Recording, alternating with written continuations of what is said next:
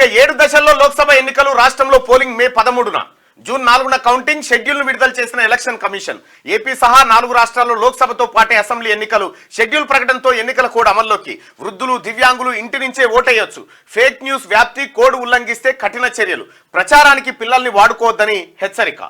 రైట్గా ఈవీఎంలు 100% సేఫ్ అని చెప్తా ఉన్నారు సాధారణంగానే ఎప్పుడు చెప్పేటువంటి మాటనే ఈవీఎంలు 100% సేఫ్ ఎన్నికల సంఘం పటిష్టంగా ఉంది అన్ని రాష్ట్రాలు ఒకే ఒక్క సెకండ్లో ఢిల్లీతో కనెక్ట్ అయ్యేటువంటి వ్యవస్థ ఉంది ఎక్కడికక్కడ పకడ్బందీ వ్యవస్థ ఉన్న తర్వాత 2 నెలలు ఎందుకు ఎన్నికల నిర్వహణకు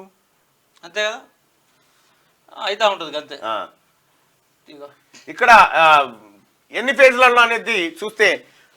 ఫస్ట్ ఫేజ్ వచ్చేసి ఏప్రిల్ 19 తారీఖు 102 స్థానాలకు పార్లమెంట్ స్థానాలకు లోక్సభ స్థానాలకు ఎన్నికలు జరుగుతాయి ఫేజ్ 2 ఏప్రిల్ 26 89 స్థానాలకు ఫేజ్ 3 మే 7 94 స్థానాలకు ఫేజ్ 4 96 స్థానాలకు మే 13 రోజు ఈ మే 13లోనే తెలంగాణ ఎన్నికలు కూడా ఉన్నాయి కంటోన్మెంట్ ఉప ఎన్నిక కూడా ఉంది తెలంగాణ అండ్ ఆంధ్రప్రదేశ్ ఇక ఫేజ్ 5 లో మే 20 రోజు 49 ఫేజ్ 6 మే 25న 57 స్థానాలు ఫేజ్ 7లో జూన్ 1న 57 స్థానాలు అంటే ఇక నరేంద్ర మోడీ గారు మీద ఓటింగ్ జరుగుతుంది మేము నరేంద్ర మోడీ గారు కోటే ఆయన అన్ని తిరగడం కోసం మొత్తం విభజన జరిగినట్టుగా అనిపిస్తా ఉంది ఎగ్జాక్ట్లీ రైట్ గా తెలంగాణ ఏపీలో ఇట్లా నామినేషన్లు ప్రారంభం ఏప్రిల్ 18న నామినేషన్ల చివరి తేదీ ఏప్రిల్ 25 పోలింగ్ మే 13 ఫలితాలు జూన్ 4న వెలువడబోతా ఉన్నాయి అంటే ఏప్రిల్ 18న నామినేషన్లు స్టార్ట్ అయితే ఏప్రిల్ పోతుంది మే పోతుంది జూన్ 4 తారీఖు అంతే సో సహజంగా ఫలితాలు ఇప్పుడు కూడా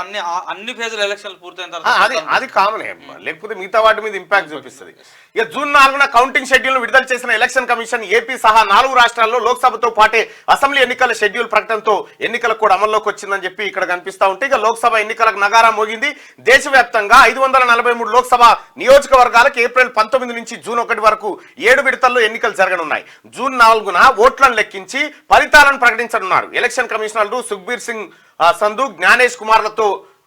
కలిసి శనివారం ఢిల్లీలో chief election commissioner Rajiv Kumar ఈ మేరకు మీడియా సమావేశంలో వివరాలు వెల్లడించారు 4వ విడతలో మే 13న తెలంగాణలో లోక్సభ ఎన్నికలకు పోలింగ్ నిర్వహించనున్నట్టు సీసీ తెలిపారు ఇక ఏపీ ఒడిశా అరుణాచల్ ప్రదేశ్ సిక్కిం రాష్ట్రాల్లో లోక్సభ ఎన్నికలతో పాటు అసెంబ్లీ ఎన్నికలు కూడా నిర్వహించనున్నట్టు ప్రకటించారు లోక్సభ ఎన్నికల షెడ్యూల్ ప్రకటనతో దేశవ్యాప్తంగా ఎన్నికల కోడ్ అమల్లోకి వచ్చింది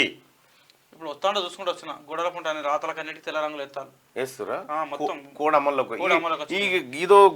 గమ్మత్ ఏంటంటే ఇప్పుడు ఊరి సెంటర్లో ఉన్న ఎన్టీ రామారావు బొమ్మకు ముసుకేస్తారు అవును అది తెరిచినప్పుడు ఎవరు చూడలే ముసుకేస్తే ఇది ఎవరిలో ఉండే ఎన్టీ రామారావు బొమ్మ ఉంటారు అనుకుంటారు ఇదో గమ్మతి దేశంలో మొత్తం ఓటర్లు 97.8 కోట్లు ఏప్రిల్ 14 వరకు ఓటరు నమోదుకు అవకాశం ఎంపీ ఎలక్షన్లతో పాటే కంటోన్మెంట్ అసెంబ్లీ స్థానానికి కూడా ఉప ఎన్నిక నిర్వహించబోతా ఉన్నారు ఏప్రిల్ 14 తారీఖు వరకు 18 సంవత్సరాలు పూర్తి చేసుకున్న వాళ్ళు ఓటరుగా నమోదు చేసుకునే అవకాశాన్ని ఎలక్షన్ కమిషన్ కల్పించింది ఇక 7 విడతలు 44 రోజులు దేశంలో 2వ సుదీర్ఘ ఎన్నికలు షెడ్యూల్ నుంచి కౌంటింగ్ దాకా 82 రోజులు ఫస్ట్ జనరల్ ఎలక్షన్ 4 నెలలు జరిగినాయి 1980లో అత్యల్పంగా 4 రోజుల్లోనే ముగిసిన ఎన్నికలు 80లో 62లో కూడా అంతే 4 నెలలు జరిగినాయి ఫస్ట్ జనరల్ ఎలక్షన్ ఇక 82 రోజులు ఇది షెడ్యూల్ అటు ఇటు 3 నెలలు అంటే అందుకనే ఇది ఫస్ట్ ఇది సెకండ్ అయిపోయింది రెండో సుదీర్ఘ ఎన్నిక అయిపోయింది కదా అంతే నరేంద్ర మోడీకి విస్తృతంగా దేశమంతా పర్యటన చేసుకోవడానికి ప్రచారం చేసుకోవడానికి అవకాశం దొరికినట్టే రెండోది ఒకటి అసలు ఇంటెన్షన్ ఏంది ఎలక్షన్ కమిషన్ది ఇంత వ్యవస్థ ఉండే ఈవీఎంలు ఉండే మన దేశం వెలిగిపోనే బట్టే మనం $1 ట్రిలియన్ ఎకానమీకి వెళ్ళిపోతానే ఉంటుంది ఇక ఏడలోపం ఉండి విడతల వారీగా చేస్తా ఉన్నారు కారణాలేంది అసలు ఎలక్షన్ కమిషన్ అనేది పూర్తిగా కూడా కేంద్ర ప్రభుత్వ చేతుల్లోకి తీసుకున్నప్పుడే వాళ్ళకి అనుకూలంగా వ్యవస్థ పనిచేస్తుంది సింపుల్ అది దాంట్లో ఇంకా అంతకుముందు ఏంటంటే ఎన్నికల కమిషన్ అనేది స్వయం ప్రతిపత్తితో ఉన్నటువంటి సంస్థ ఇప్పుడు ఎట్లయితే మనకు కోర్టులు ఇప్పుడు న్యాయ వ్యవస్థ ఉన్నదో న్యాయ వ్యవస్థకు independent body election commission independent body అనేది కొంత ఉండే కదా